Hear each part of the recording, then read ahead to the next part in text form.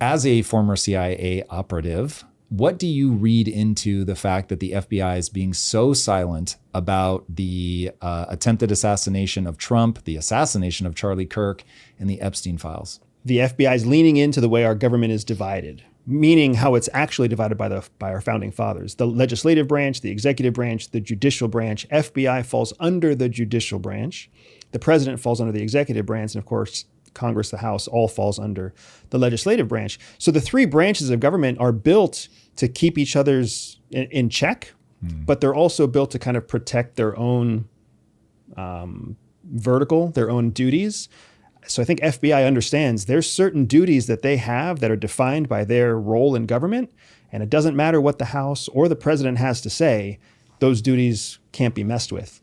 But then you also have this layer where Kash Patel was put in place by Donald Trump, the executive. So you already have some of this cross-pollination that's unique. And it's unclear what it all means. Like, do we hear Trump talking about the Epstein files because he knows that the judicial branch isn't going to release anything?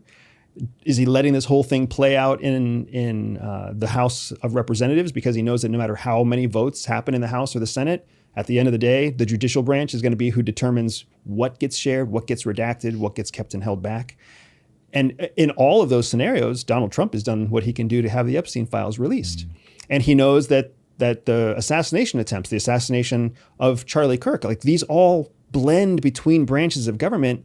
And along with the checks and balances also comes a certain amount of distancing of responsibility.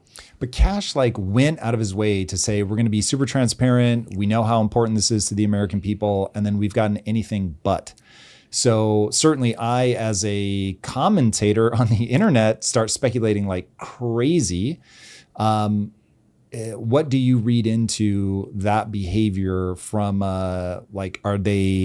are there signs that they're hiding something? Are there signs that they're just running a good investigation? Like, what do you see the signs being? The signs for sure, there's lots of things being hidden, but the things that are being hidden aren't necessarily nefarious.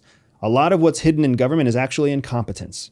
And that's not something comforting to know, but it's the truth. But do you actually see signs of incompetence in this investigation? Oh, absolutely. Like what? you see Kash Patel and FBI coming out and releasing details about arrests before the actual state police who have made the arrest are willing to share the same details. You saw that very early on with the first announcement that they had apprehended a suspect in the Charlie Kirk killing, when in fact, what they had was an old man who said it was me with no evidence, no proof. That was not a suspect. That was a volunteer. But you saw it go out on official channels. You saw it go out in social media. So you see these updates that are coming out at the speed of social media because Kash Patel's used to working at the speed of social media. He's not used to working at the speed of government. And that has created all sorts of questions about whether or not he's fit for the role. And then that bleeds into whether or not FBI is up to snuff to do their job. And you can just see how it snowballs out of control from there. So do you think then that he just popped off too early and now he's realizing I got to keep my mouth shut until we really know what's going on? I think in that instance, he learned an important lesson about talking too fast, talking too early, and the importance of vocabulary, right? Government people who are brought up and raised in government, when you've been a police officer, when you've been an FBI agent, and then you're appointed as the director of FBI, you already know this stuff because you spent all of your formative career building this vocabulary for both dodging responsibility, but also for denoting responsibility. And then you have somebody who's appointed to the role who does not have that upbringing. Mm-hmm. And now it's very easy for them to use the wrong term in the wrong context. And that's what we jump on. Unfortunately, I think most of what media jumps on these days is vernacular. They're jumping on words and word usage, not thinking about the intention behind the words. Kash Patel was just trying to comfort the American public and say, hey, FBI is doing their job. We already have people of interest that we're looking into. But that's not the terminology he used. That's the terminology we're accustomed to. That's not the terminology he used. And now that puts the president in a place where he has to think whether or not punitive action is required for his FBI director. And that's just one case that we're all aware of. There are hundreds of cases that FBI is working through all the time that they're communicating up to the White House and back again. So what do all of those cases look like? And what's the communication look like between the White House and FBI day to day? And how is it different from what it looked like when the whole world saw it with the killing of Charlie Kirk. Would you have expected more information to come out by this point? In effective professional government, the public is the last to know. And that's how it's supposed to be. We are supposed to be focused on, if you haven't discovered your natural born spy skills, then somebody else may be using theirs against you. CIA teaches us there are only three types of people: those who manipulate, those who motivate, and those who are being controlled by one of the other two. I built a 3-minute CIA-style quiz designed to help you unlock your secret psychological advantage and identify your biggest blind spot. This quiz will help you weaponize your natural gift and use it to get ahead of 99% of people in power, money, and purpose. Click on the first link in the description below or scan the QR code on your screen right now to take the test. I want you to discover your hidden spy skill and use it before someone else uses theirs against you. Making it through our everyday life. We're supposed to feel safe. We're supposed to feel comforted. We're supposed to feel secure enough that we focus our energy on our productivity. That's what we're supposed to do. That's how our country was designed. But now there's so much distrust in government, not just distrust that the government's working in our best interest, but also distrust that the government's even competent.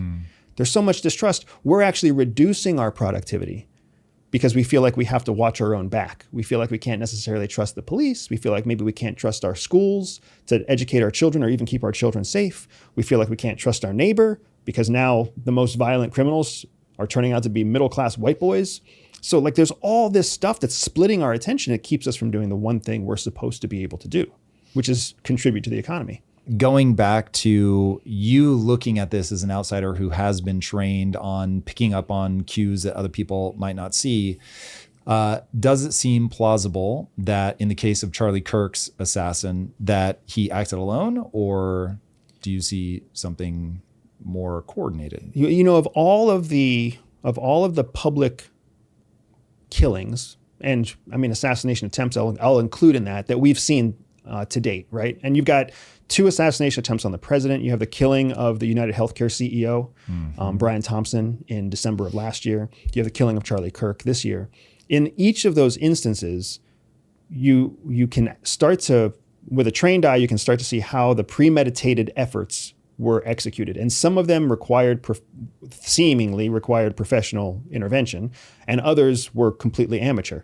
The killing of Brian Thompson was a textbook amateur operation, right? The guy was cased by a single individual, Luigi Mangione, who then found him at a moment of vulnerability that's a mix of luck and planning, and then killed him in plain sight in front of cameras and the doorstep of his hotel. That's very amateur. But he still showed some very intelligent, premeditated movements to try to get off the X and cover his tracks. And it was just luck that he was captured in a McDonald's having French fries after flirting with a waitress or whatever the story is, right? The same thing is true, I feel, with Charlie Kirk. The killer for Charlie Kirk shows very strong amateur tendencies, premeditated, but amateur tendencies. And that lends itself to believe that he's most likely operating alone in his intent to kill. Does that mean that he wasn't collaborating or sharing his plans with other people? Maybe, but I don't get the sense from what I've seen of the evidence that he was supported externally by foreign governments or by rogue elements inside our own country.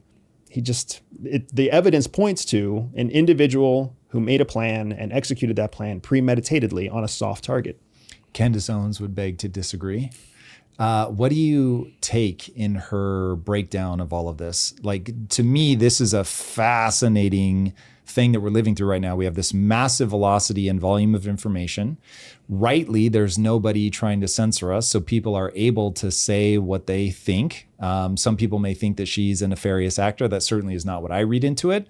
I don't think that she's right. I think that she has a bent towards the conspiratorial.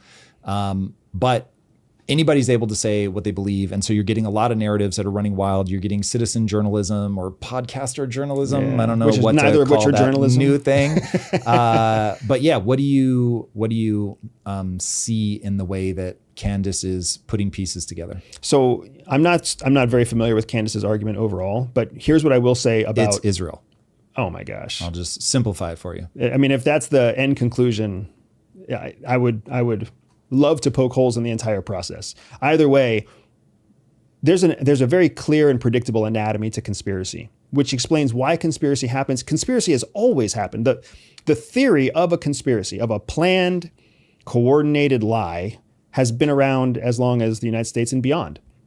And it happens anytime there's a factual event that's immediately followed by an absence of information. Anytime those two things happen, a factual event followed by an absence of information, it just invites conspiracy, because the human brain does not like an open loop.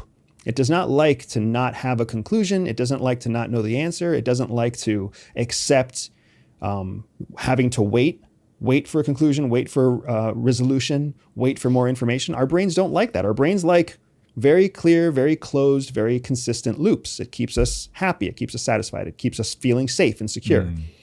So here with Charlie Kirk, like with any major criminal incident, there's going to be a long absence of information, because in order for our legal system to prosecute, it has to go through a process of building a case. And if that case building process is undermined with people reaching in and knowing about information and evidence before it can be presented to the court, then it makes it harder to build the case, which makes it harder for us to actually find the justice that we are promising, not only for the victims, but also for the criminals who are also protected under law as a U.S. citizen.